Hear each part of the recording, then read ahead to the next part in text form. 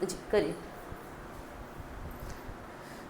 तो MP history, Madhya Pradesh का इतिहास और हालांकि इतिहास के ही प्रश्न हम इस बार लेने वाले हैं, जिसके हम लगभग 25 क्वेश्चंस करेंगे और उन क्वेश्चंस को हम पूरी तरीके से खोल के आपके सामने रखेंगे। ठीक है, तो सबसे पहला जो प्रश्न, क्वेश्चन नंबर 1, उसका हम आंसर देंगे उछेरा। अच्छा, हिंदी इंग्लिश बाइलिंगुअल रहेगा। Uchehra is the largest centre of the bronze craft in which district of the Madhya Pradesh is the Uchehra located. Hindi में पढ़ देती हूँ। उछेरा कांस्य शिल्प का एक बड़ा केंद्र है, बिल्कुल है, हमें पता है और सही है। अब ये बताना है आपको ये किस जिले में है ना। उछेरा जो है ये किस जिले में है और किस चीज़ के लिए प्रसिद्ध है, अगर ये बता दे तो फिर सोने पे सुहागा। चलिए देखते हैं कौन कितना बता पाता है ना। चलिए ओके, नो लॉगिन। चलिए देखते हैं हम आंसर्स, इसको पॉपअप करके बड़ा करेंगे चैट को, सो दैट हम देख पाएँ कौन क्या आंसर दे रहा है और आप लोग की तैयारी कैसी चल रही है। बिल्कुल सही है, सतना बिल्कुल सही है। उछेरा जो है सतना जिले का ही ये तहसील है और यहाँ पर जो सबसे इम्पोर्टेंट, एक तो आपको एक कांस्य मतलब कॉपर का जो आर्टिफैक्ट है पता ही होना चाहिए, ब्रॉन्ज का सॉरी। दूसरा है इसमें सबसे इम्पोर्टेंट भरूत स्तूप है ना, भरूत का स्तूप जो सबसे प्रसिद्ध है, ये भी उछेरा सतना में ही है। और ये क्वेश्चन PYQ है आपके सामने। ठीक है, तो ये जैसे कि बताया गया है फेमस ट्रेडिशनल मेटल क्राफ्ट। चलिए उछेरा सतना। इसके अलावा अगर मैं और साइट्स देख ले, और कौन कौन से ज़िले आपको दे रखे हैं इसके तहत, तो देखिए बालाघाट किस चीज़ के लिए फेमस है, अगर हम देखें तो बालाघाट वारा सिवनी साड़ी, चिन्नौर चावल इसके लिए फेमस है ना। सिवनी में भी हमारा ODOP क्या है, सिवनी का बताइए, सिवनी का ODOP क्या है, ये सिवनी का ODOP सीताफल है ना। सतना का ODOP क्या है, 1 डिस्ट्रिक्ट 1 प्रोडक्ट, बताइए सतना का ODOP क्या है, ये टमाटर है ना। और खंडवा का ODOP क्या है, बताइए जल्दी, कौन बताएगा, ये मैं छोड़ रही हूँ आप लोगों के लिए। खंडवा का ODOP क्या है, 1 डिस्ट्रिक्ट 1 प्रोडक्ट, जिला खंडवा 1 डिस्ट्रिक्ट 1 प्रोडक्ट क्या है। खरगोन का पता है आपको, मिर्ची है। खंडवा का क्या है, प्याज, अनियन है ना। ये 1 डिस्ट्रिक्ट 1 प्रोडक्ट हम संग में रिवाइज करेंगे आज जो भी जिला आएगा उसका। चलिए ये क्वेश्चन आता ही आता है। ठीक है, नेक्स्ट क्वेश्चन हम बात करते हैं, क्वेश्चन नंबर 2, बहुत इंपॉर्टेंट, मोस्ट इंपॉर्टेंट, IMP लिख लो इस पर तो आप, और ये एज इट इज़ रिपीट होगा तो फिर बोलना मत। चलिए प्याज बिल्कुल सही बताया है, बिल्कुल सही है। चलिए बहुत से, और प्याज और एक जगह का भी है ODOP, वो बताइए। चलिए आते हैं, when did doctor Vishnu Shridhar Wakankar, important नाम मध्य प्रदेश के संदर्भ में, कि विष्णु श्रीधर वाकणकर ने रॉक शेल्टर्स ऑफ भीमबेटका, यानी कि भीमबेटका की चट्टान जो क्या बोलते हैं, शरण स्थलियाँ, यानी कि जिनको शैलाश्रय जिनको बोलते हैं, वो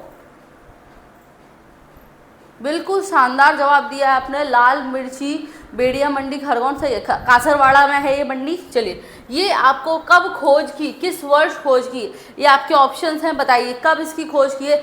आपको लिखना कैसे है ऑप्शन में मैं बता दूं, वैसे ये क्वेश्चन नंबर 2 है जैसे, तो आप 2 लिखिए, डैश लगा के जो भी आपका आंसर है, A है, B है, C है या D है, जो भी है वो लिख सकते हैं। इस तरीके से लिखेंगे बेटर रहेगा, है ना। बहुत शानदार, इसका आंसर जो रहेगा वो है 1957-58। अच्छा, भीमबेटका को 2-4 बातें बता देती हूँ।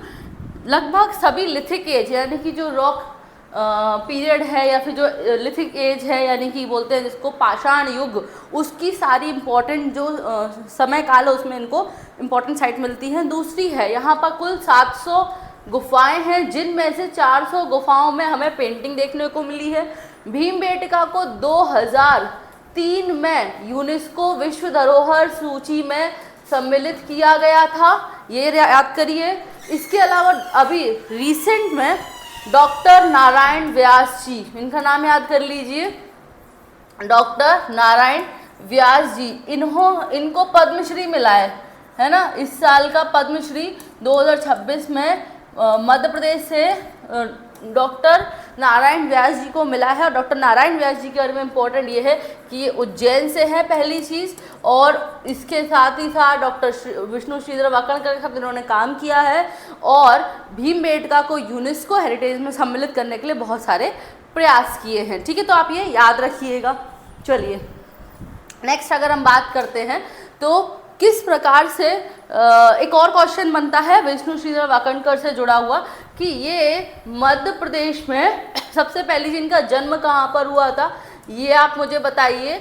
दूसरी चीज़, किस विश्वविद्यालय में थे ये बताइए, किस यूनिवर्सिटी से ये बिलोंग करते थे, है ना। इसके अलावा ये बताइए, अभी एक सेंचुरी है, अभी एक जो अभ्यारण्य है ना, अभी एक अभ्यारण्य का नाम भी श्री विष्णु वाकणकर जी के नाम पे किया गया है। ये तीनों में से जो भी जवाब देगा, मतलब लिटरली वो सच में उसकी एक अच्छी तैयारी चल रही है, मैं ये मान के चलूँगी।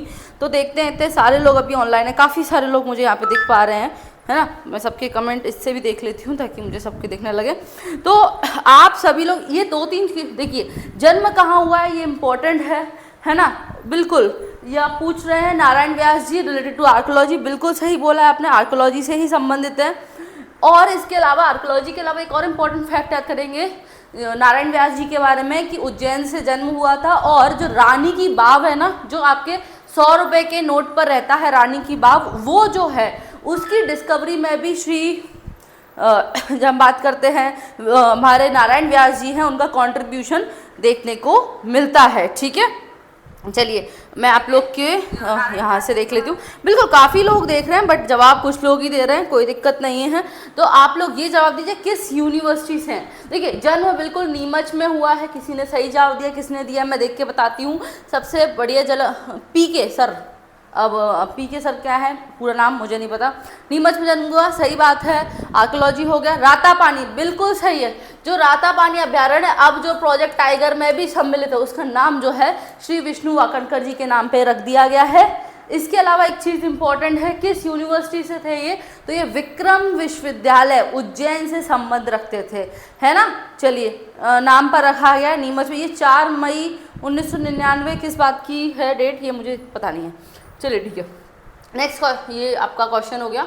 ठीक है, नेक्स्ट क्वेश्चन अगर हम बात करते हैं, अच्छा एक क्वेश्चन का जवाब दे दीजिए कि भीमबेटका में प्रमुख रूप से किस रंग का उपयोग सबसे ज़्यादा हुआ है। भीमबेटका में सबसे ज़्यादा उपयोग किया जाने वाला रंग कौन सा है, क्या वो येलो है, वाइट है, रेड है या फिर अपना ग्रीन है, इनमें से कौन से रंग का उपयोग सबसे ज़्यादा किया गया। ये क्वेश्चन PYQ है एज इट इज़। चलिए मेरे को लगता है शायद क्वेश्चन आपको दिख रहा होगा, कोई इशू नहीं आ रहा होगा अभी तक। चलिए बताइए, जवाब दीजिए। किसी का जवाब नहीं आया अभी तक, चलिए कोई दिक्कत, आया है किसी का, तो रेड आया है, रेड बिल्कुल सही। ये MPPSC एग्ज़ाम 869, ठीक है, आपका जवाब एकदम सही है। चलिए अगला प्रश्न हम देखते हैं। लाल गेरुआ बिल्कुल सही जवाब, येलो नहीं है, लाल, डीप रेड बिल्कुल सही है। क्वेश्चन नंबर 3 की बात करते हैं, which of the following book was not written by the Keshav Das. बहुत अच्छा क्वेश्चन है। केशव दास जी कहाँ के थे, चलिए पहले तो क्वेश्चन पूरा पढ़ देते हैं। रामचंद्रिका, कवि प्रिया, रतन बावनी या फिर राम रसायन, इनमें से कौन सी कृति है जो इन्होंने नहीं लिखी है। देखिए भाई नहीं पे फोकस करेंगे नहीं तो A मार के आगे बढ़ जाता है इंसान, है ना। तो देखिए केशव दास जी के बारे में बता देती हूँ। ओरछा, कहाँ पे इनका जन्म हुआ था, ओरछा से ये संबंध रखते हैं। पहली चीज, राजा वीर सिंह देव और इंद्रजीत के दरबारी थे। पहली चीज, राजा वीर सिंह देव जी के दरबारी थे, है ना, वीर सिंह देव। अच्छा इसमें एक प्रश्न आता है केशव दास जी के बारे में, कुल कितनी कृतियां लिखी हैं। तो केशव दास जी का हिंदी ग्रंथ अकादमी के अनुसार, किसके अनुसार, हिंदी ग्रंथ अकादमी के अनुसार इनने कुल 9 कृतियां लिखी हैं। तो हमें वो लगभग सारी, राम रसायन है बिल्कुल नहीं, राम रसायन नहीं है। आंसर ABCD में से दीजिए। क्वेश्चन नंबर 3 का D दे रहे हैं और बिल्कुल सही दे रहे हैं, बिल्कुल सही है। कवि प्रिया है इनकी, बिल्कुल आप गलत जवाब दे रहे हैं। तो ये इसका आंसर जाएगा राम रसायन। ठीक है, मैं बता देती हूँ। देखिए सबसे पहली चीज़ है रामचंद्रिका, कवि प्रिया, विज्ञान गीत इंपॉर्टेंट है, लिख लीजिए। मैं तो कहूँगी विज्ञान गीत बहुत इंपॉर्टेंट है ना। विज्ञान गीत किसकी रचना है पूछा जा चुका, और ये भी पूछा गया है कि विज्ञान गीत का विषय वस्तु क्या है। ये PYQ है, मतलब उसका सब्जेक्ट मैटर क्या है। तो विज्ञान गीत विज्ञान से रिलेटेड नहीं है, ये धर्म संबंधित है, रिलीजियन से रिलेटेड है, याद रखिएगा। ये प्रश्न पूछा जा चुका है। केशव दास की रचना इंपॉर्टेंट है।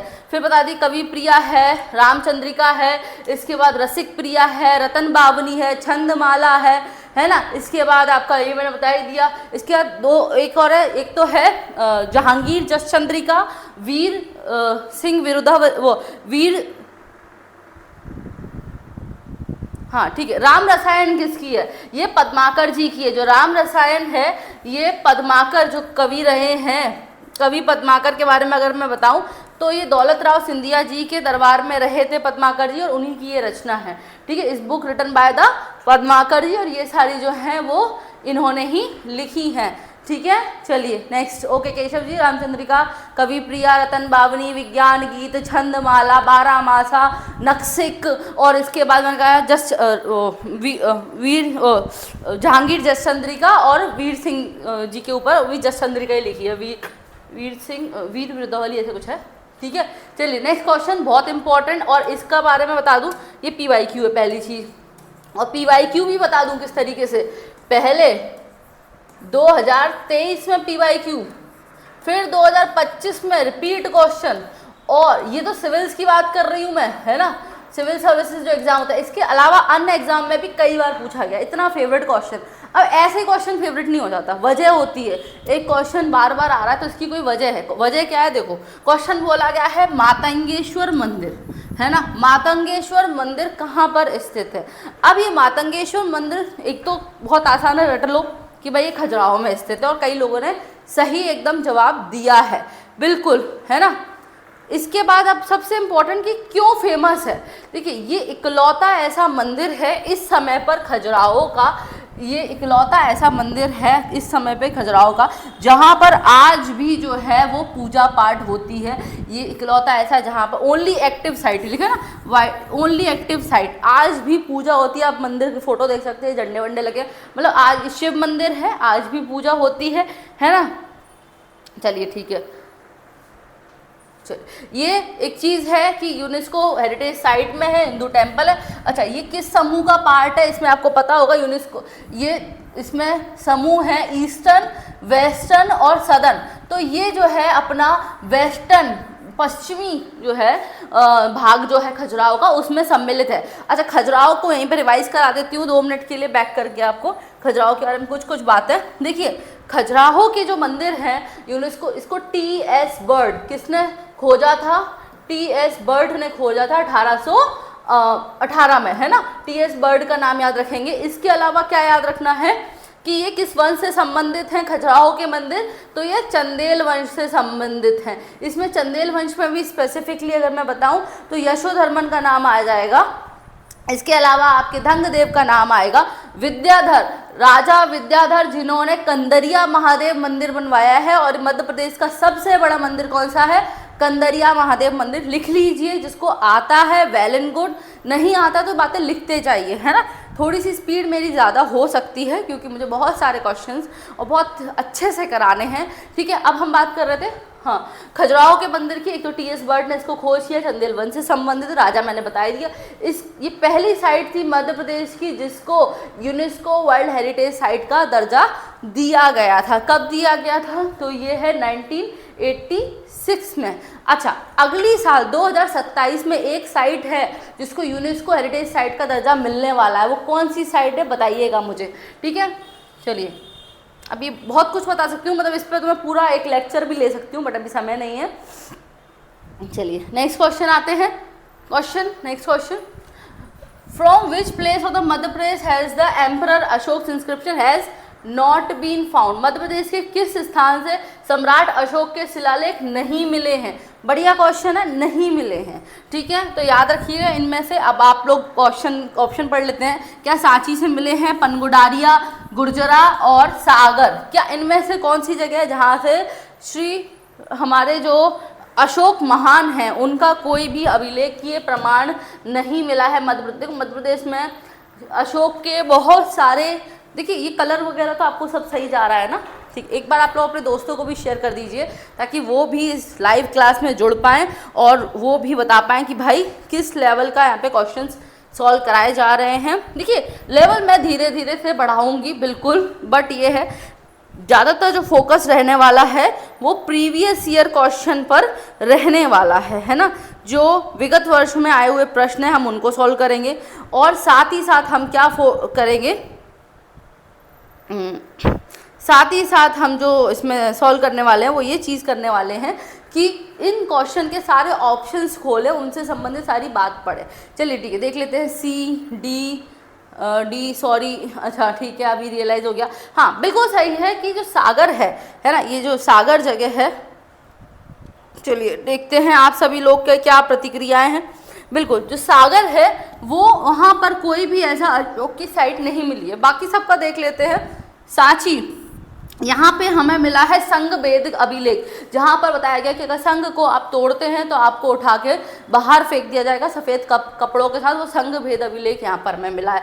पनगुडारिया सीहोर में बताया गया है कि अशोक जो है उस समय पे कौन है, गवर्नर हैं, है ना, उस समय पे कौन है, गवर्नर हैं यहाँ का, और वो विजिट कर रहे हैं पनगुडारिया सीहोर में। ये एक बुद्धिस्ट साइट है। गुर्जरा मोस्ट इम्पॉर्टेंट दतिया जिले में आता है ना। ये सांची तो रायसेन पता ही है सभी को, सांची रायसेन मालूम है ना। पनगुडारिया मैंने सीहोर बता ही दिया, और गुर्जरा दतिया। यहाँ पर जो है अशोक का जो नाम है वो देवनाम प्रियदर्शी अशोक पूरा नाम मिलता है कि अशोक में उनका नाम है। ठीक है, चलिए इसके सागर में जो एरन अभिलेख है वो अशोक से संबंधित नहीं है, बल्कि जो एरन अभिलेख है जिसको एरिकान भी बोला गया है ना, एरन अभिलेख जो है ये गुप्त वंश से संबंधित राजाओं से संबंधित है। सती प्रथा का जो अभिलेखीय प्रमाण है वो हमें 510 है ना एडी का ये प्रमाण हमें मिला है, जहाँ पे गुप्त वंश के शासक हैं, उनका एक सेनापति है गोपीराज, जिसकी वाइफ जो है, उसकी जो पत्नी है वो सती हो जाती है। ठीक है, याद रखेंगे, बहुत अच्छे अभिलेखीय। अच्छा ये इम्पोर्टेंट क्यों है, क्योंकि आपको मालूम होगा 2025 में 2025-26 में बहुत सारी साइट्स ऐसी हैं जिनको यूनेस्को की टेंटेटिव लिस्ट में, यानी कि जो आगामी मतलब आगे चल के अधिसूचित हो सकते हैं, ऐसी लिस्ट में सम्मिलित करने वाला जो है अशोक के अभिलेख भी इसमें सम्मिलित हैं। ठीक है, तो ये क्या लिखा है आपके सामने, डिस्कवर्ड एट सांची, गुर्जरा, ठीक है, and Panguraria Sehore, but now has been found, but none of the found in the Sagar. Sagar में अशोक का कोई भी सिग्निफिकेंट अभिलेखीय प्रमाण नहीं मिला। चलो ठीक है, नेक्स्ट क्वेश्चन देखते हैं। बहुत अच्छा प्रश्न है आपके सामने, देख लीजिए भाई। चलिए लोग के कमेंट थोड़े से देखते चलें हम। अशोक नेम गुर्जर अभिलेख बिल्कुल सही है, अशोक का नाम। इसके अलावा अशोक का उत्तर भारत में किसी भी अभिलेखीय प्रमाण में नाम नहीं मिलता है, ये भी याद रखिएगा, है ना। इसके अलावा कहीं भी इसका प्रमाण हमें देखने को नहीं मिलता है। चलिए देखते हैं बाकी लोग क्या कर रहे हैं। चलिए नेक्स्ट क्वेश्चन है, विच of the following pair is not correctly match, इनमें से कौन सा सही नहीं है, क्योंकि सही नहीं है। ठीक है, ऑप्शन पढ़ लेते हैं। तिगवा, यहाँ पे विष्णु मंदिर मिला है। नचना कोठार होगा, पूरा होगा, नचना ही लिखा है। क्या यहाँ पे पार्वती मंदिर है? क्या क्या बोलते हैं, खरवाई में शैलचित्र मिले हैं, या फिर भूमरा में रामगुप्त संबंधित कुछ मिला है। ये मतलब मैचिंग है, आपको बताना है क्या सही मैच है या नहीं मैच है, ये बताना है आपको। चलिए भाई बताइए।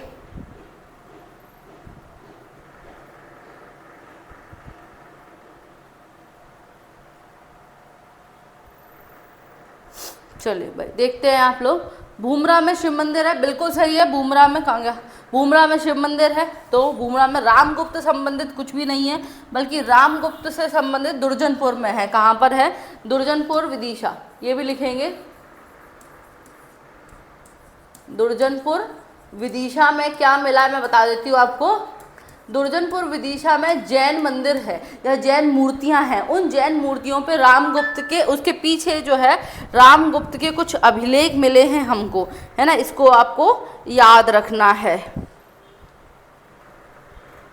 चलिए बहुत सही, देखते हैं। नचना कोठार में बिल्कुल सही है। ये सभी जो है गुप्त काल से संबंधित हैं, गुप्त काल से संबंधित है, जिसमें तिगवा का विष्णु मंदिर, नचना कोठार का पार्वती मंदिर, है ना, खैरवाई में प्री हिस्टोरिकल साइट्स है, और रामगुप्त का जो है वो भूमरा का शिव मंदिर, भूमरा में शिव मंदिर मिला है। रामगुप्त से संबंधित मैंने कहा था दुर्जनपुर विदिशा में आपको सारी चीज़ें मिली हैं। ठीक है, तो ये क्या लिख दिया, कुछ ऊपर नीचे है शायद। अच्छा ठीक है, बुमरा का जो बता रहे हैं कि ये सतनाम है, और यहाँ पे जो ठीक है गुप्तकालीन है जो कि राजा इस समय पे था बंधुगुप्त। ये किससे संबंधित है? बंधुगुप्त से संबंधित पुराने अभिलेख मिले हैं जो कि 484 टाइम पीरियड के, ठीक है, बुमरा का जो है। चलिए नेक्स्ट क्वेश्चन, रामगुप्त का दुर्जनपुर, बहुत इंपॉर्टेंट क्वेश्चन, इस पर मैं IMP लिखूंगी, आप लोग याद रखेंगे। चलिए next question number 7, the Matsya Mayur sect was associated with which religious school? Matsya Mayur संप्रदाय, किसकी बात हो रही है? मत्स्य मयूर संप्रदाय किसके साथ संबंधित है? बहुत अच्छा प्रश्न है, मत्स्य मयूर संप्रदाय किससे संबंधित है? क्या शैव, वैष्णव, बौद्ध या जैन? क्वेश्चन आने की प्रचुर संभावनाएं हैं। ये मत्स्य मयूर संप्रदाय किससे संबंधित? देखिए इसका थोड़ा सा कॉन्टेक्स्ट अगर मैं बता दूं, संग्राम शाह, राजा संग्राम शाह किस वंश के हैं?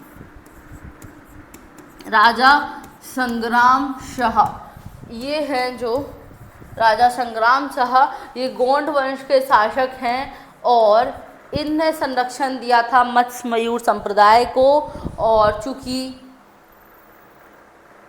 ठीक है, चूंकि ये शैवाइट है तो ये शैव धर्म से संबंधित माना गया है मत्स्य मयूर संप्रदाय। चलिए ठीक है, तो ये पूरा आपका लिखा हुआ है, ठीक है।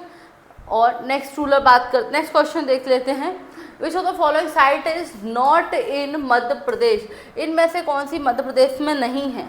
ठीक है, चलिए कायथा, एरण, इनाम गांव या नावदा टोली, इनमें से कौन सी है जो मध्य प्रदेश में नहीं है? ठीक है, कायथा कहाँ पर है?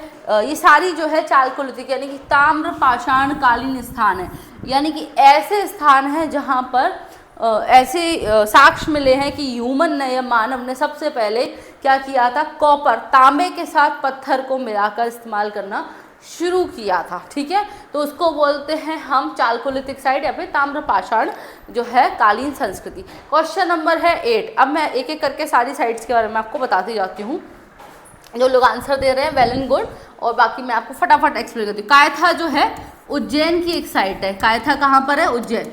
कायथा को जो डिस्कवर करने वाले बात है कि किसने इसकी खोज की है? डॉक्टर विष्णु वाकणकर, विष्णु श्रीधर वाकणकर ने इसको खोजा था। कब खोजा था? 1964 में खोजा था। कायथा ताम्र, कायथा के बारे में एक और चीज कर दीजिएगा, वराहमिहिर जो है उनकी जो है यहाँ पे बर्थ प्लेस मानी जाती है। ठीक है, ये 3-4 फैक्ट आप याद रखेंगे। इसका आता है नावदा टोली। नावदा टोली जो है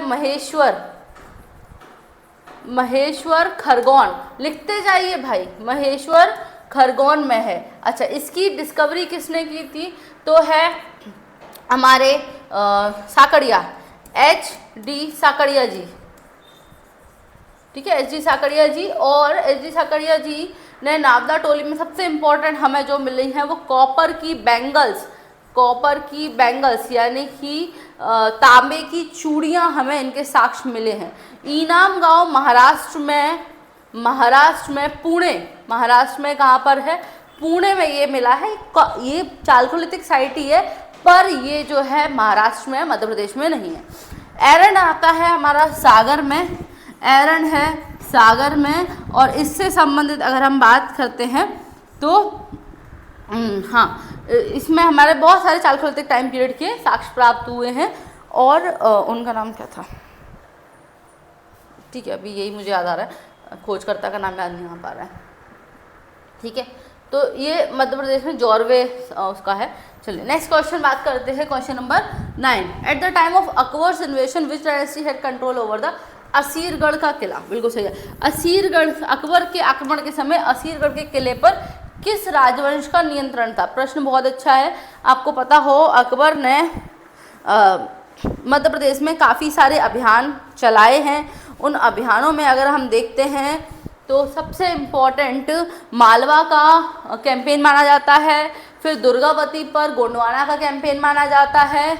उसके बाद हम देखते हैं कि उन्होंने असीरगढ़ का जो किला है, अपने जीवन की जो आखिरी जो बोलते हैं ना कि जो लड़ाई लड़ी थी वो असीरगढ़ को जीतने की लड़ाई थी। बोला जाता है यहाँ पर उन्होंने सोने की कुंजी से दरवाज़ा खोला था, है ना। क्या है इसका अर्थ? क्या सच में सोने की चाबी थी? इसको ये है कि उन्होंने बहुत सारा पैसा लुटाया था, है ना, बहुत सारा पैसा लुटाया था। अभी आंसर B और C में से लोग कंफ्यूज चल रहे हैं, क्या फारूकी वंश है, खिलजी वंश है?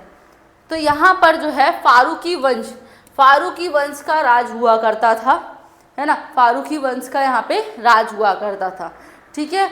और अकबर का जो अभियान है इनके जीवन का आखिरी अभियान माना जाता है, जो कि 1601 से 2, हालांकि 1602 ज़्यादा ऑथेंटिकेटेड माना जाता है, बट आप ये मान सकते हैं ये आखिरी कैंपेन है। इसके बाद कोई कैंपेन इन्होंने नहीं। असीरगढ़ का किला कहाँ पर है बताइए? बुरहानपुर में है ना, असीरगढ़ जो है बुरहानपुर में स्ट्रेटेजिक फोर्ट है ना। खानदेश जो सुल्तान थे उनको इन्होंने हराकर और ये जीता था, ठीक है। चलिए नेक्स्ट क्वेश्चन, बहुत अच्छा क्वेश्चन नंबर 10, इम्पोर्टेंट, ये भी इम्पोर्टेंट है। चलिए, बुंदेलखंड और बघेलखंड की जो रियासतें थी merge with Malwa and was formed, क्या है, कब? सबसे पहले तो है 1854 में। 1854 में क्या हुआ था? गोल्ड डिस्ट्रीब्यूट किया था, बिल्कुल सही। ये वाले फारूकी वंश के संस्थापक मलिक रजा फारूकी हैं, ठीक है। मियाँ क्या है? बहादुर, मीरन बहादुर ने, हाँ ठीक है। इसे गोल्ड, बिल्कुल पूरी जानकारी आप लोगों को। कॉपर बैंगल्स, नावदा टोली, ओके ठीक है, बढ़िया, अच्छा चल रहा है। क्वेश्चन नंबर 10 हम देख लेते हैं। ये क्वेश्चन बहुत अच्छा है। 1854 में हम देखते हैं कि बुंदेलखंड बघेलखंड को मालवा की जो रियासतें हैं उनके संग मर्ज कर दिया गया था, उनके साथ विलय कर दिया गया था, है ना, मालवा के मिला दिया गया था। और क्या बनाया गया था? सागर नर्मदा एजेंसी बनाई थी, इंदौर एजेंसी बनाई थी, विंध्य प्रदेश एजेंसी बनाई थी, या फिर मध्य भारत सेंट्रल इंडिया एजेंसी बनाई थी। कौन सी एजेंसी बनाई थी 1854 में? अच्छा, मजेदार बात, मध्य प्रांत जो है सेंट्रल प्रोविंस, उसका एक क्वेश्चन प्लस में, एक और क्वेश्चन है प्लस में। मध्य प्रांत की बात करते हैं। मध्य प्रांत का गठन कब हुआ है? ये क्वेश्चन पूछा जा चुका है, तो आप बताएंगे। मध्य प्रांत है सेंट्रल प्रोविंस जिसको बोलते, इसका आंसर बहुत इजी है, आप सब लगा लेंगे, बिल्कुल सही है कि सेंट्रल इंडिया एजेंसी बनाई गई थी। बाद में इसको रीऑर्गेनाइज करा जाएगा, तो बुंदेलखंड बघेलखंड को अलग बनाया जाएगा, and then Malwa union, Malwa का अलग बनाया जाएगा, वो हम बाद में बात करते हैं। चलिए बताइए आप मुझे कि सेंट्रल प्रोविंस, जिसको CP अपन बोलते हैं, सेंट्रल प्रोविंस मध्य प्रांत को कब गठित किया गया था?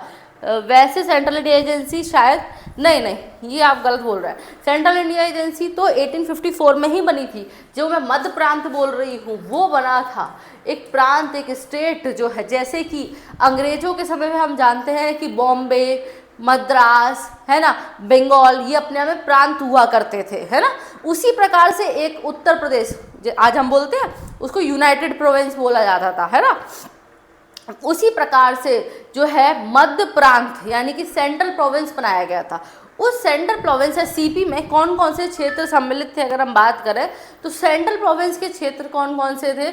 आज हम जानते हैं नागपुर का क्षेत्र, नर्मदा का क्षेत्र, इसमें जबलपुर आता है, सागर वाला क्षेत्र, छत्तीसगढ़ का काफ़ी सारा क्षेत्र, वो सब सेंट्रल प्रोविंस का पार्ट हुआ करता था, है ना। तो आपको इसको याद रखना है। सेंट्रल प्रोविंस है जो वो है 1861, लेकिन सेंट्रल इंडिया एजेंसी जो है वो 1854, दोनों में अंतर है और आप इसको याद करेंगे। ओके, चलिए आगे बढ़ते हैं, नेक्स्ट क्वेश्चन देखते हैं।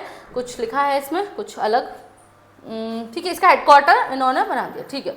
एजेंसी हेडक्वार्टर इंदौर था, ठीक है। एक क्वेश्चन और आ सकता है बाई चांस कि इन्होंने जो सेंट्रल इंडिया एजेंसी बनाई थी, यानी कि बताते हैं जिसको हम सेंट्रल इंडिया एजेंसी या फिर मध्य भारत एजेंसी बनाई थी, उसका मुख्यालय कहाँ पर था? उसका मुख्यालय बनाया था इंदौर में। तो हो सकता है कभी आपका ये प्रश्न आए, ठीक है। ये प्रिंसली स्टेट्स के लिए बनाई जाती थी एजेंसी। ये किसके लिए बनाई जाती थी? देसी रियासतों के लिए बनाई जाती थी, इनके अंदर इनको संगठित किया जाता था, ठीक है। तो इसका मुख्यालय इंदौर में था, कहीं गलत मत लगा दीजिएगा कभी भी। नेक्स्ट क्वेश्चन बात करते हैं, क्वेश्चन नंबर 11। चलिए देखते हैं क्या आप सही कर पा रहे हैं क्वेश्चन नंबर 11 को। गोंड काल के दौरान प्रसिद्ध साहित्य कृतियाँ गणेश कुछ गलत है, गणेश होना चाहिए, चलो कोई दिक्कत नहीं, इधर जाने देते हैं। गणेश नृपवर्मन, है ना, पूरा पढ़ देती हूँ। गणेश नृपवर्मन, ठीक है। और जो है राम विजय महाकाव्य, ये दोनों के लेखक कौन है? गोंड वंश के इनमें से कौन है इंपॉर्टेंट व्यक्ति जिन्होंने ये दोनों कृतियां लिखी हैं? इसका आंसर आप देंगे। क्वेश्चन नंबर 11 का आंसर देखते हैं क्या देते हैं आप लोग, है ना। देखो कुछ लोग आ जाते हैं बीच में जवाब देते हैं फिर चले जाते हैं, समझ नहीं आता। कुछ लोग हैं बढ़िया सारे जवाब दे रहे हैं, ठीक है। चलिए देखते हैं। बाकी आप अपने दोस्तों के साथ भी शेयर कर सकते हैं। क्वेश्चन नंबर 11 का आंसर बताइए। हाँ, क्वेश्चन नंबर 11 का आंसर बताइए।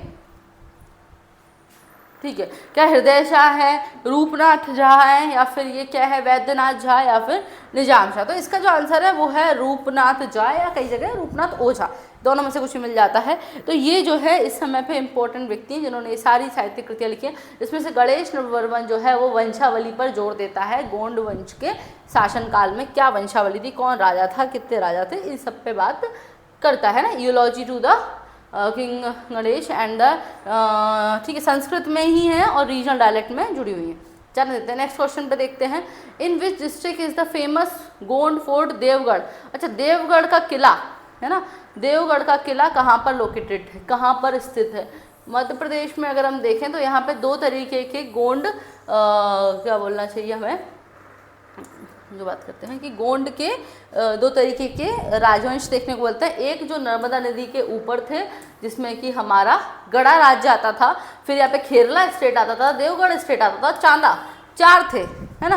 गोंड जो साम्राज्य उसके चार राज्य, चार अलग अलग जो है उनकी शाखाएं हमें देखने को मिलती हैं, है ना। जिसमें कि आपका मंडला वाला और मंडला जबलपुर वाला जो है जिसको हम बोलते हैं गढ़ा, है ना, गढ़ा जो ब्रांच है या गढ़ा ब्रांच थी जो सबसे इम्पोर्टेंट थी। दूसरी अगर हम बात करते हैं खेरला थी जो कि बैतूल में थी। देवगढ़ जो थी छिंदवाड़ा में थी। ओ, मैंने आंसर बता दिया, चलिए कोई दिक्कत नहीं है। देवगढ़ छिंदवाड़ा में थी और चांदा जो है आज के महाराष्ट्र के चंद्रपुर जिले में है। तो ये अपना छिंदवाड़ा में आज की डेट में जो देवगढ़ का किला है वो माना जाता है, ठीक है।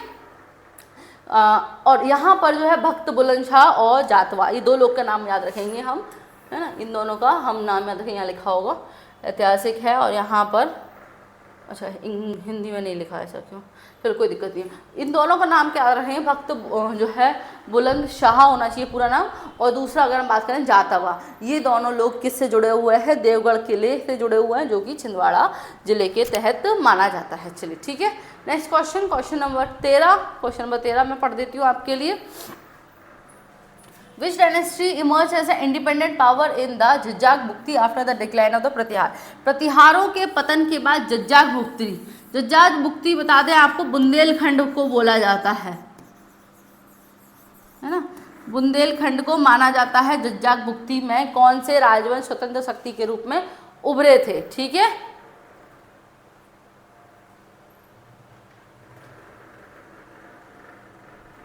राजा जातवा ने देवगढ़ का किला, बिल्कुल सही है, जातवा ने ही बनवाया है, ठीक है। चलिए, बुंदेलखंड, जज्जाग भुक्ति, ये बताइए भाई स्वतंत्र शासक बनके कौन निकले थे गुर्जर प्रतिहारों के जो है पतन के बाद, प्रतिहार राजाओं के पतन के बाद कौन बने थे, ठीक है। आपके सामने ऑप्शन है परिवारजक क्या थे, या फिर क्या बोलते हैं राजशेतुल्य, या फिर अभीर, या फिर आपके जो है चंदेल। अगर मैं बताऊं तो बुंदेलखंड की इतिहास के बारे में, जो आज हम बुंदेलखंड जिस भूभाग को जानते हैं उसको पहले प्राचीन काल में चेदी बोलते थे। क्या बोलते थे, चेदी बोलते थे। फिर उसके बाद इसका नाम पड़ा जज्जाग भुक्ति, है ना, फिर नाम पड़ा जज्जाग भुक्ति। भुक्ति यानी होता है प्रांत, भुक्ति का शब्द का मतलब होता है प्रांत, और जज्जाग की भुक्ति, जज्जा का प्रांत। फिर बाकी आके अब जो नया नाम है वो बुंदेला राजाओं के नाम पर क्या पड़ गया इनका, वो है बुंदेलखंड पड़ गया, ठीक है। तो ये पुराना नाम चेदी भी आप याद रखेंगे, ठीक है, ये चेदी नाम है, ये आप याद रखेंगे, ठीक है। चलिए ठीक है, नेक्स्ट क्वेश्चन। तो यहाँ पर हम बात करते हैं चंदेल जो है वो इंडिपेंडेंट बन के निकलते, जय शक्ति के नाम पर जज्जाग, बिल्कुल है। दो थे इनके बेटे श्री हर्ष के, तो जज्जा और वज्जा दोनों नाम जय शक्ति के नाम पे ये बन के निकलता है। चलिए ठीक है, कुछ इसमें एक्स्ट्रा बचा है नहीं, इन्होंने खजुराहो के अंदर बनाया था ऐसा लिखा है, ठीक है, सबको पता है। अगला प्रश्न बहुत अच्छा, question number 14। To which place is the Parivrajak vansh related to? परिवारजक वंश किस स्थान से संबंधित है? देखिए, एक मिनट पानी पी ले। परिवारजक वंश किस स्थान से संबंधित,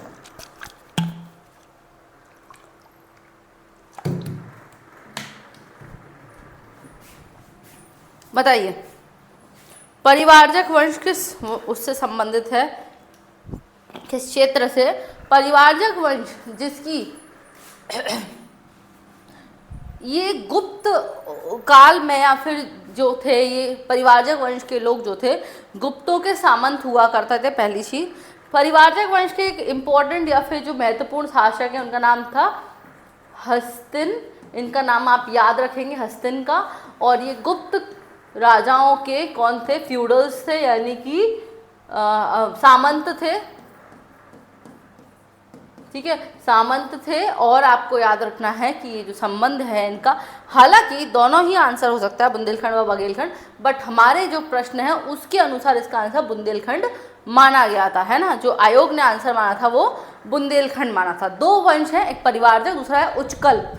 उच्चकल्प, अच्छा इसमें एक और चीज़ याद रखिएगा, उच्चकल्प वंश में उछेरा सतना राजधानी थी। और अगर हम परिवारजक वंश की, इसकी नागौर थी, है ना। इसकी जो है खो अभिलेख है नागौर में, वो इसकी मेन क्षेत्र माना गया है। ठीक है, तो गुप्ता लोगों के फ्यूडेटरी थे, विंध्य जंगल क्षेत्र में पाए गए थे। बुंदेलखंड के खो इंस्क्रिप्शन पन्ना में जो है वो बताता है। और हालांकि मैंने कहा ना ये बघेलखंड तक भी एक्सटेंडेड था। हालांकि correct answer A and B है, बट पहले आयोग ने इसका आंसर क्या माना था? बुंदेलखंड माना था। ठीक है, महाराजा हस्तिन का नाम इससे जोड़ा जाता है, बिल्कुल सही। नागौर इनकी खो में इनका मेन अभिलेख माना। चलिए next question. Tansen was an expert in which of the following genus? Tansen निम्नलिखित में से किस विधा में निपुण थे? तो देखिए,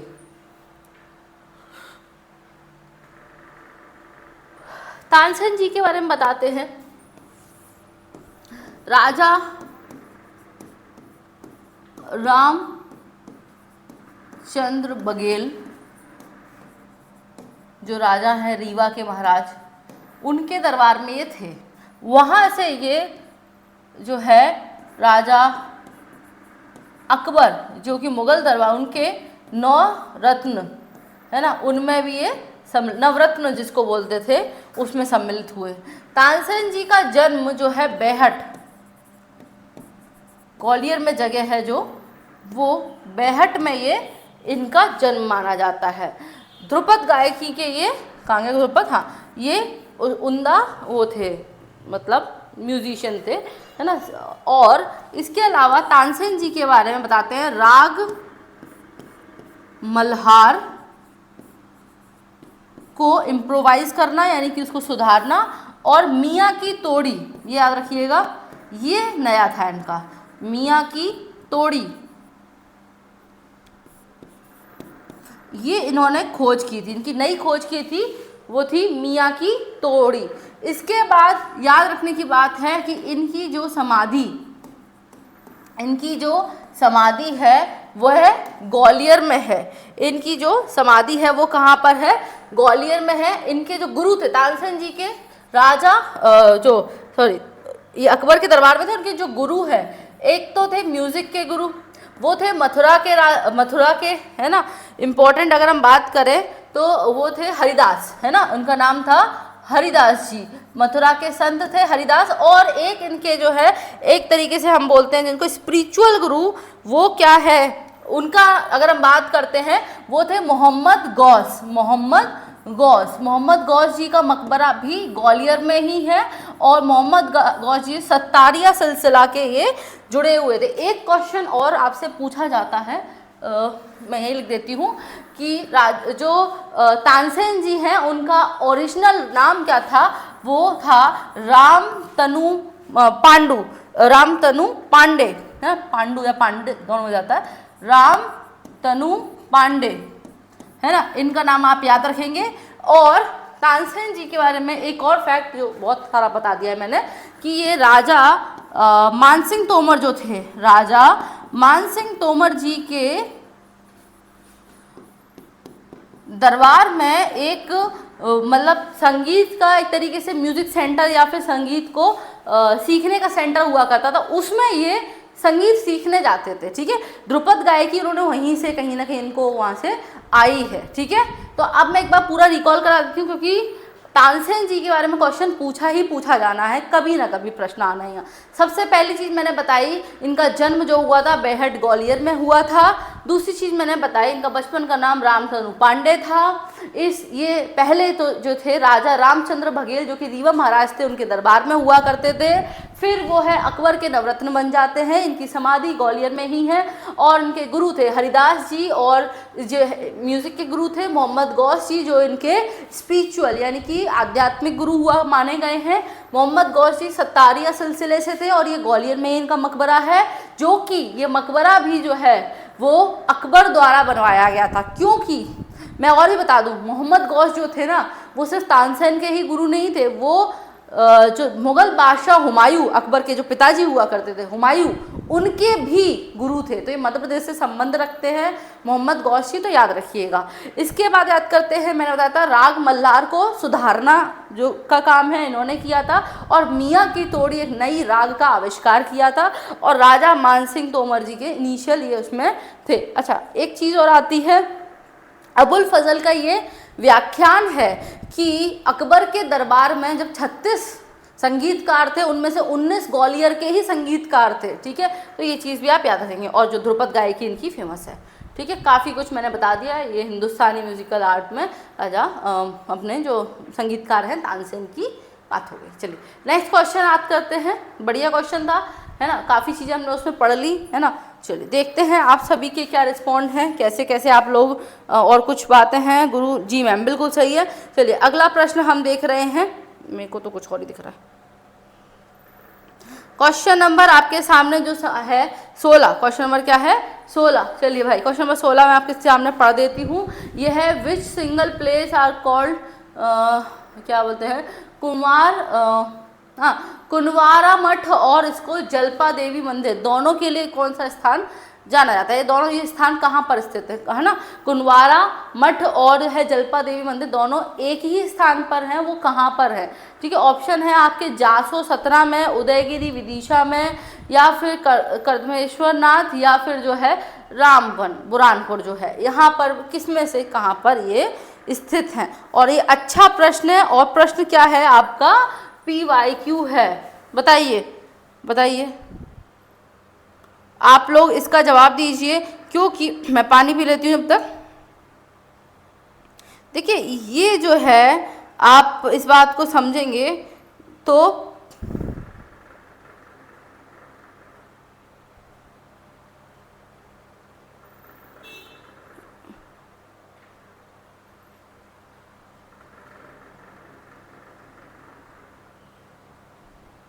चलिए बताइए भाई।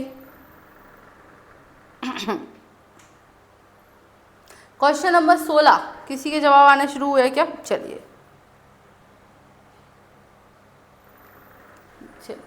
देखते हैं क्वेश्चन नंबर 16। ठीक है, ए बिल्कुल सही है, एकदम सही है। जासो सतना, और ये दोनों ही थोड़े से जैन उससे संबंधित बताऊंगी।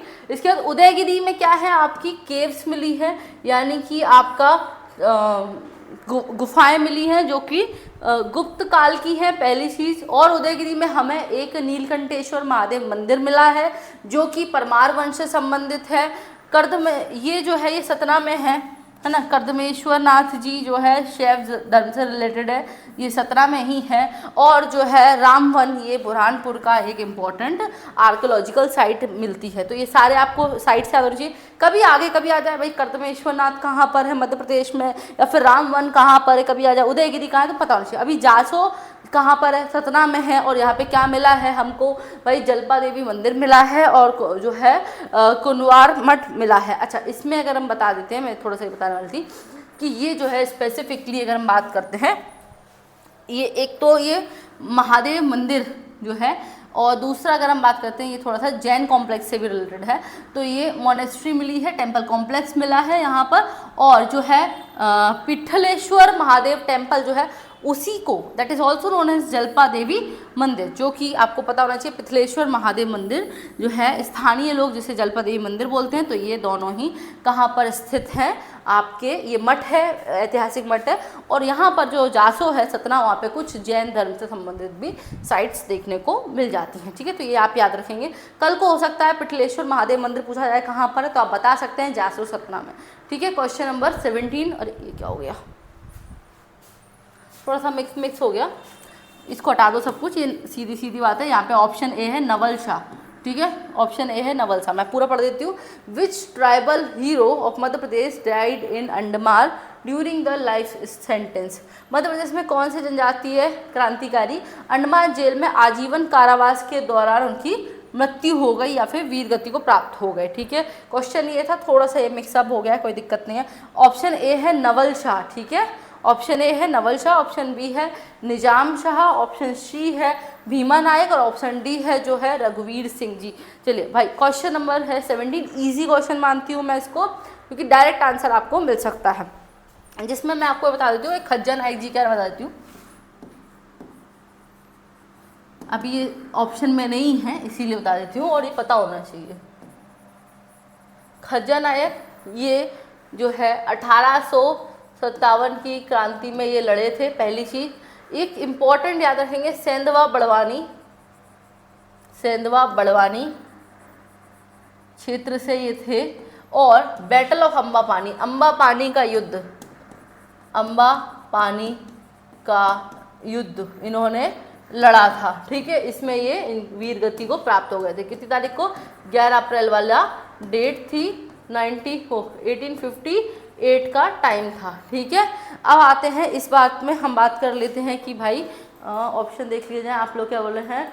हाँ, इनको अब हम बात करते हैं कि भीमा नायक, इसका जो आंसर है वो भीमा नायक जी, क्योंकि 1857 की क्रांति में भीमा नायक जी भी जो है वो अरेस्ट हो गए थे उसके बाद, और ये कहीं ना कहीं बताते हैं इनको अंडमान भेजा गया था और वहीं पर इनकी मृत्यु हो गई थी। और निमाड़ का रॉबिन हुड भी भीमा नायक जी को बोला जाता है, तो इस क्वेश्चन को आप याद रखेंगे। ठीक है, चलिए नेक्स्ट प्रश्न का उत्तर हम देखते हैं। ये सेलुलर जेल जहाँ पे इनकी मृत्यु हो गई थी। ठीक है, और कब हुई थी? 1876 में हुई थी। क्वेश्चन भी आपसे पूछा जा सकता है। चलिए नेक्स्ट प्रश्न, क्वेश्चन नंबर 18 को हम देखते हैं। महाराजा हस्तिन मेंशन इन द अरे लाओ यार, चलिए कोई दिक्कत नहीं है, अब अभी हम डिस्कस कर चुके हैं तो आपको डेफिनेटली मालूम होना चाहिए ये क्वेश्चन। क्वेश्चन नंबर 18 पे आप जवाब देंगे प्लीज़। महाराजा हस्तिन जो है परिवारजक वंश से संबंधित थे, है ना, और ये आपका प्रश्न पूछा गया है कि जो कि खो अभिलेख कहाँ से है? खो अभिलेख की बात हो रही है, 17 में मिला है खो अभिलेख कहाँ पर मिला है? 17 में मिला है। अच्छा, ये किस टाइम पीरियड का है? तो गुप्त संवत के अनुसार ये है 156 का है, और ये इम्पोर्टेंट है क्योंकि इसमें हमें एक इम्पोर्टेंट रूलर हस्तिन के बारे में जानकारी मिलती है, और ये जो थे वो किस वंश से हैं? ये परिवारजक वंश से संबंधित थे, और ये गुप्त जो कालीन राजा हैं उनके सामंत माने जाते थे। चलिए, थोड़ा सा ये इजी क्वेश्चन था, मैंने डायरेक्ट सॉल्व करा दिया है। ठीक है, next question, question number 19। Question number 19 हम देख लेते हैं। चलिए, क्वेश्चन नंबर 19 का जवाब देंगे हम सभी लोग। आपके आंसर्स आने रुक चुके हैं, ऐसा क्यों हो गया है भाई, बताइए। क्वेश्चन 19 है, according to the Ramnath inscription who were the founder of the Gond वंश गोंड डायनेस्टी ऑफ द गढ़ा। रामनगर अभिलेख के अनुसार गढ़ा के गोंड राजवंश का संस्थापक कौन था? क्या यदुराय है, हृदय शाह है, या फिर सुमेर सिंह है, या फिर वीर नारायण है? चलिए, क्वेश्चन नंबर 19 का आंसर देखते हैं, कौन सबसे पहले देगा। तो आपको बताना है फाउंडर कौन है, यानी कि संस्थापक कौन है गोंड वंश का। ऑप्शन मेरे पास आने बंद हो गए हैं, एक बार बंद करके चालू करना पड़ेगा। हाँ, आ तो रहे हैं, वही तो मैं सोच रही हूँ। हाँ, आ रहे हैं सभी के, ए बी और ए आ रहे हैं। देखते हैं बाकी। मंडला, बिल्कुल, रामनगर अभिलेख मंडला, हृदय शाह, यादव राय, बिल्कुल सही है, ए ही है इसका, है ना। यादव राय जो है वही यदुराय या यादव राय जिनको बोला गया है वही जो है बताते हैं कि गोंड वंश के संस्थापक हैं। हृदय शाह तो वो हैं जिन्होंने रामनगर को, जो कि मंडला में है, उसको राजधानी बनाया था, ये इनकी राजधानी थी। ठीक है, और हृदय शाह के बारे में अगर हम बताएं तो अभिलेख मंडला में है, बिल्कुल सही है, हृदय शाह नहीं है इसका आंसर। इसका आंसर जो है सुमेर शाह आखिरी माने जाते हैं। वीर नारायण जो थे रानी दुर्गावती के पुत्र थे। ठीक है, यदुराय बताया है 7th सेंचुरी, और ऑप्शन ए करेक्ट हो जाएगा। ठीक है, next question, important question, question number 20।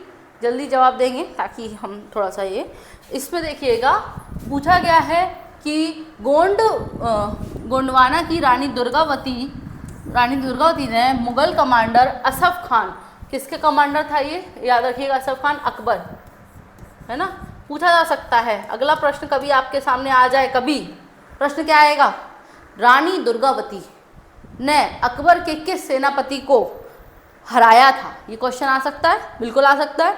तो असफ खान याद रखना अकबर का सेनापति था या कमांडर था, मुगल कमांडर था जिसको ये हराते हैं। इनको लड़ते हुए वह बलिदान, मतलब इनिशियली तो हराया ही था, है ना, फिर बाद में ये उनसे हार जाती हैं, ऐसा हुआ था। इसमें आपको पता होगा रानी दुर्गावती जी के बारे में बताते हैं कि नरई नाला का युद्ध हुआ था जिसमें वो पहले जीत रही थी, पर बाद में बारिश होने के कारण ये कहीं ना कहीं वहाँ पर उनका सेक्रीफाइस हो जाता है और वो वहाँ पे वीर गति को प्राप्त होती है, क्योंकि वो खुद को ही अपनी खंजर मार के अपनी मृत्यु मतलब खुद को अग्नि में एक तरीके से खुद को सेक्रीफाइस कर देती हैं। ठीक है, तो ये आपको याद रखना। इनका जन्म, रानी दुर्गावती का जन्म जो है 5 अक्टूबर, है ना, 1524 को हुआ था, ये इम्पोर्टेंट डेट। ठीक है, 1524 को हुआ था। इसके अलावा जो इनकी मृत्यु हुई है वो नरई नाला के युद्ध में हुई है। और ईयर क्या रहा था, चलिए भाई देखते हैं, आपके ABCD खेल रहे हैं आप लोग तब तक। सी, इसका आंसर होगा सी, 1564 में इनकी मृत्यु हो गई थी। रानी दुर्गावती जी के बारे में चलिए जो बातें मुझे अभी हाल फिलहाल में याद आ रही है मैं आपको बता देती हूँ। सबसे पहली चीज़ रिवीजन है, क्विक रिवीजन टाइप का, तो याद रखिएगा कि रानी दुर्गावती जी हैं, इनके पिता जो है वो हैं शालीवाह, जो कि बताते हैं राजा कीरत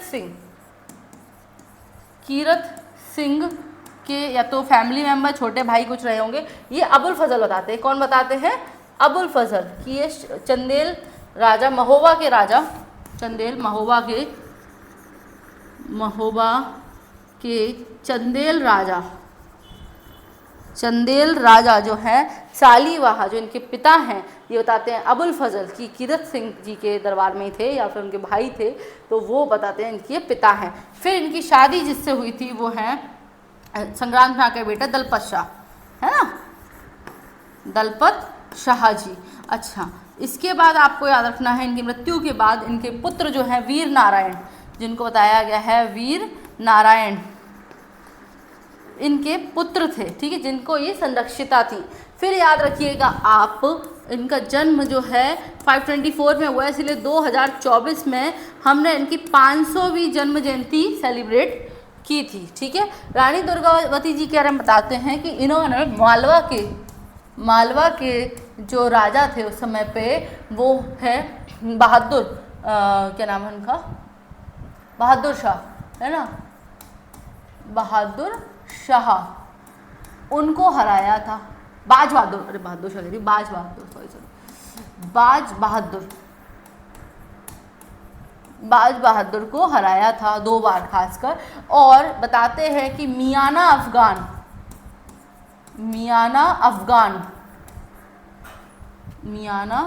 जो है अफगान, उनको हराकर और अपनी सेना में शामिल किया था। Question is not visible from the right side, ऐसा है क्या, लेट मी चेक। यार मेरे को तो यहाँ पे तो सब क्लियर दिख रहा है। चलिए ठीक है, देखते हैं क्यों ऐसा हो रहा है। मैं रिकॉल सारी बातें कर देती हूँ। रानी दुर्गावती, है ना, आपको याद रखना है भाई, 5 अक्टूबर को जन्म हुआ था, 1524 में पूछा जा चुका है प्रश्न, तो आपको आ सकता है। 500वीं वर्ष जयंती 2024 में मनाई थी। इसके बाद याद रखिएगा भाई, अच्छा, अकबर के सेनापति असफ खान से कब भाई, ये हो गया 1564। और इसमें याद रखिएगा नरई नाला का युद्ध, नरई नाला का युद्ध का नाम है नरई का युद्ध, नरई नाला का युद्ध। ठीक है, रानी दुर्गावती जी मियाना अफगानों को हराती हैं, बाज बहादुर को हराती हैं, और जो है इनके पिता बता दिए हैं। अबुल फजल ने इनके बारे में बहुत सारा विवरण दिया है। अगर कुछ भी समझना है और कोई पूछ रहा है कि अबुल फजल ने किसके बारे में बताया है, तो बता देना दुर्गावती के बारे में। ऐसा बहुत सारे विवरण हैं जो दुर्गावती के बारे में अबुल फजल ने दिए हुए हैं। इनके पति नाम था दलपत शाह, बेटा है वीर नारायण, और ये सारी चीज़ें मैंने खोल के आपके सामने रख दी। तो क्या ये 500 प्रश्न नहीं होंगे? बिल्कुल होंगे।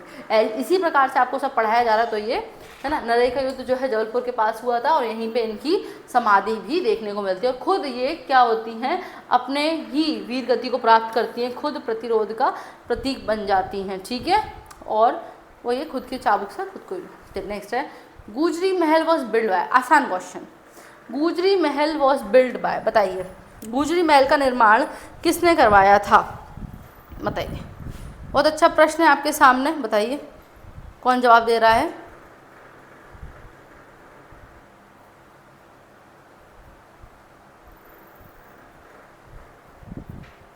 और गुजरी महल के बारे में क्या क्या मालूम है आपको, बताइए।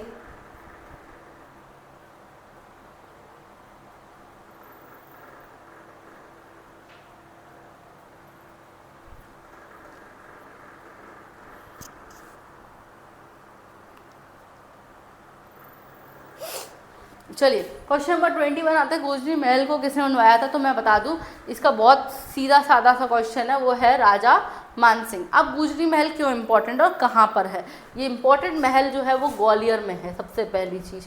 और राजा मानसिंह तोमर जो हैं, राजा मानसिंह जो तोमर हैं, ये तोमर वंश के इम्पोर्टेंट राजा हैं, जो कि ग्वालियर में इसकी स्थापना हुई थी। अच्छा, अब जयपुर के मानसिंह थे, नहीं, ये मानसिंह तोमर, ये ग्वालियर के राजा जिन्होंने गुजरी महल का निर्माण कराया है।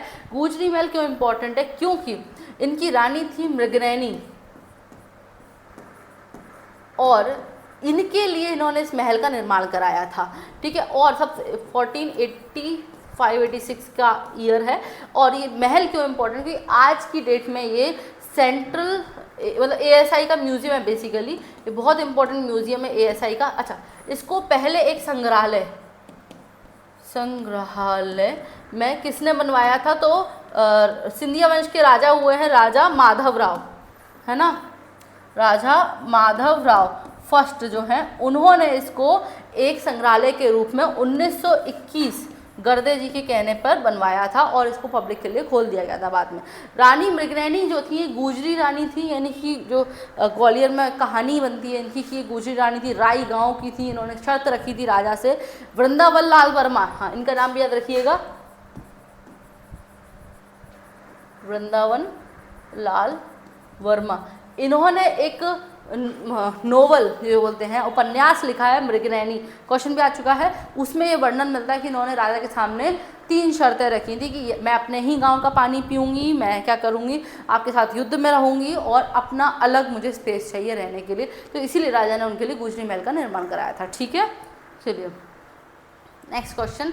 तो ये Gujari Mahal was Raja Mansingh Tomar 15th century for by, ठीक है, within the Gwalior fort. और ये आर्कोलॉजिकल म्यूजियम 1922, हाँ 21 में बनवाया था, 22 में ये खोल दिया गया। And the it is a Tansen and renowned musician, ठीक है, उनको भी जोड़ा जाता है इससे। चलिए नेक्स्ट क्वेश्चन बहुत अच्छा है, क्वेश्चन नंबर 22, मॉडर्न हिस्ट्री। थोड़ा सा मॉडर्न हिस्ट्री क्वेश्चन कम है आई नो, बट अगली क्लास जब हमारी होगी तो उसमें हम बहुत सारे प्रश्न आपको कराएंगे सॉल्व। क्वेश्चन नंबर 22 ये इंपॉर्टेंट है, विच मूवमेंट रिवॉल्यूशनरी, गुलाब सिंह पटेल, इनका संबंध किससे है, गुलाब सिंह पटेल जी का संबंध किस आंदोलन से है, भारत छोड़ो आंदोलन, सविनय अवज्ञा आंदोलन, झंडा सत्याग्रह या फिर नॉन कॉपरेशन मूवमेंट। ये मध्य प्रदेश से ही संबंधित है गुलाब सिंह पटेल जी। और ये बताइए गुलाब सिंह पटेल, क्वेश्चन नंबर आपके साथ, मेरे को लगता है कोई दिक्कत तो आ नहीं रही है इसमें, सब बढ़िया चल रहा है। ठीक है, आप सभी के आंसर आने चाहिए अब।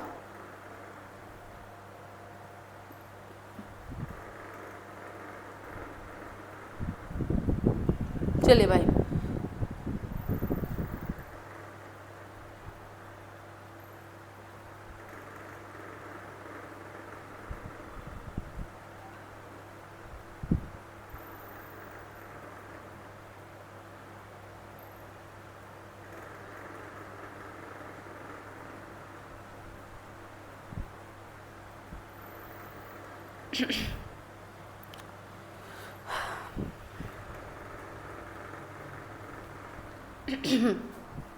चलिए क्वेश्चन आपके सामने, गुलाब सिंह पटेल जी जो है वो किस आंदोलन से जुड़े हैं, तो मध्य प्रदेश में इनको भारत छोड़ो आंदोलन के साथ जोड़ा जाता है। चलिए मैं थोड़ा सा डिटेलिंग बता देती हूँ आपको। तो ये बताते हैं कि गुलाब सिंह पटेल जो कि जबलपुर के थे, तो ये पार्टिसिपेट करते हैं क्विट इंडिया मूवमेंट में, और 10 अगस्त 1942 को अगर बताते हैं इनकी लीडरशिप में कि स्टूडेंट प्रोटेस्ट चल रहा था, उसमें एक झंडा लेके जाते हैं और ब्रिटिशर्स इनकी जो है वो हत्या कर देते हैं, वहीं पे ये वीर गति को प्राप्त होता है। और ऐसा माना जाता है he is the one of the youngest, मतलब काफ़ी युवा ही थे उस समय पे जब इनकी हत्या हो गई। ठीक है, तो ये याद रखिए, गुलाब सिंह पटेल एक तो भारत छोड़ो आंदोलन, दूसरा याद रखिए ग्वालियर जबलपुर, और इनकी जो है ये क्या कर रहे थे, स्टूडेंट प्रोटेस्ट को लीड कर रहे थे। कब कर रहे थे, 10 अगस्त 1942 को कर रहे थे। ठीक है, ये इंपॉर्टेंट डेट्स आप याद रखेंगे। मैम रीवा रियासत से संबंधित है क्या? नहीं, ये हाँ हो सकता है, बट ये जबलपुर में ये प्रोटेस्ट के दौरान मारे गए थे। रीवा रियासत, क्योंकि मुझे भी कुछ याद आ रहा है कि रीवा से इनका कुछ संबंध था, बट फिर भी अभी हाल फिलहाल में मुझे यही जानकारी है कि ये जबलपुर से यहाँ पे प्रोटेस्ट लीड कर रहे थे, है ना। चलिए, और कुछ एक जगह पे मैंने भी पढ़ा था कि हाँ ये रीवा रियासत से संबंध रखते थे, बट नॉट एग्जैक्ट। ठीक है, चलिए नेक्स्ट क्वेश्चन, बहुत अच्छा प्रश्न है, सोहवाल मैसेकर, और इसके अंदर तो आपको सब कुछ ही पता होना चाहिए। सोहवाल नरसंहार, कुछ भी चीज़ से रिलेटेड नहीं छूटनी चाहिए आपको। ठीक है, सोहवाल मैसेकर से संबंधित एक भी चीज़ आपको नहीं छूटनी चाहिए। चलिए बताइए और आंसर दीजिए कि सोहवाल नरसंहार में कौन कौन था, क्या क्या था। अभी तो डेट आप बता सकते हैं, जैसी जैसी चीज़ें है ना वो सारी तो है ही। चलिए, सोहवाल मैसेकर कब हुआ था, पहली चीज़ आपको यही प्रश्न है। दूसरी चीज़ आपको बतानी है कि इसमें कौन कौन सम्मिलित था, है ना, तो बताइए। चलिए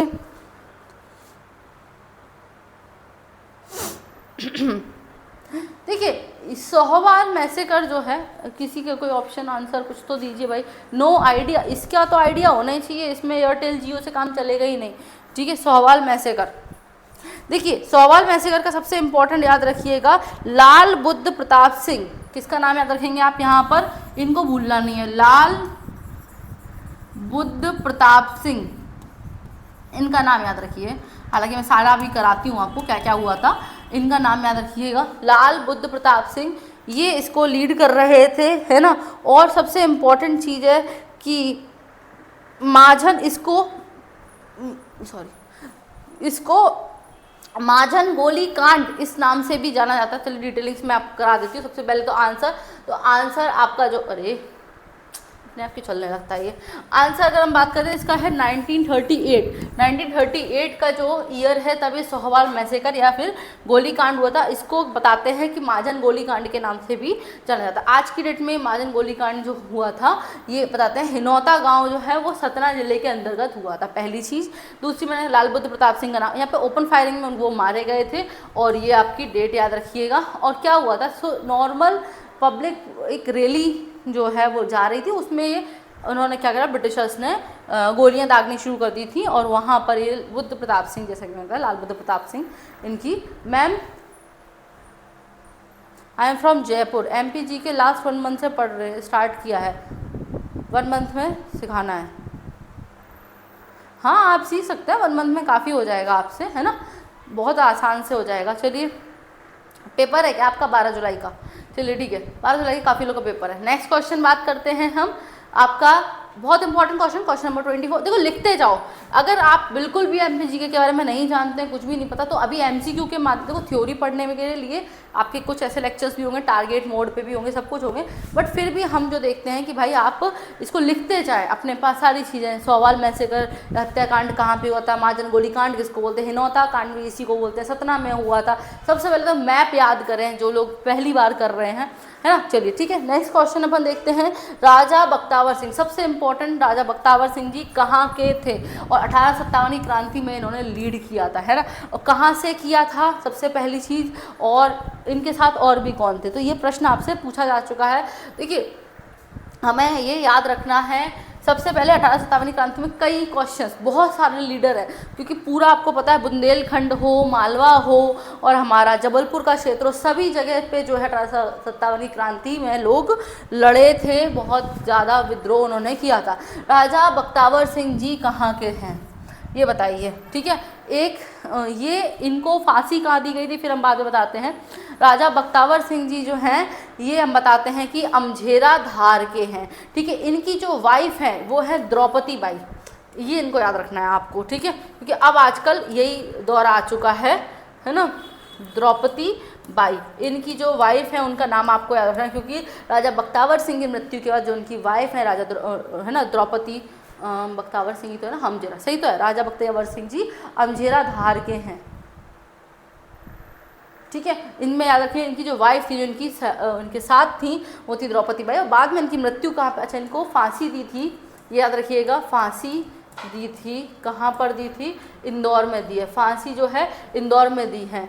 और बाकी ये राजा धार के थे। इसके बाद याद रखने वाली बात है, फांसी लगभग जो है फरवरी 1858 में इनको दी गई थी। ये भी डेट आप, क्योंकि आजकल जो है आपको पता है कि सभी की ऐसी डेट वेट पूछने लगे हैं ना, तो ये कहाँ पे थे, इनको कहाँ पे फांसी मिली थी, ऐसे क्वेश्चंस भी आने लगे हैं, ठीक है।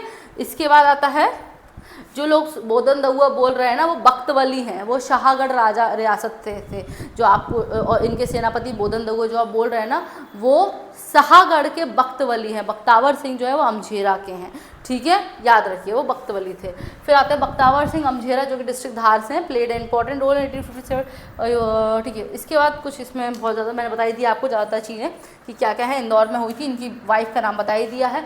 आज का हमारा एक आखिरी क्वेश्चन, मोस्ट इम्पॉर्टेंट अच्छा क्वेश्चन है, ऑप्शन शायद लास्ट वाला नहीं दिख रहा होगा, मे बी, या दिख रहा है, दिख रहा है, बढ़िया दिख रहा है, सही दिख रहा है एकदम, चलिए एकदम सही दिख रहा है।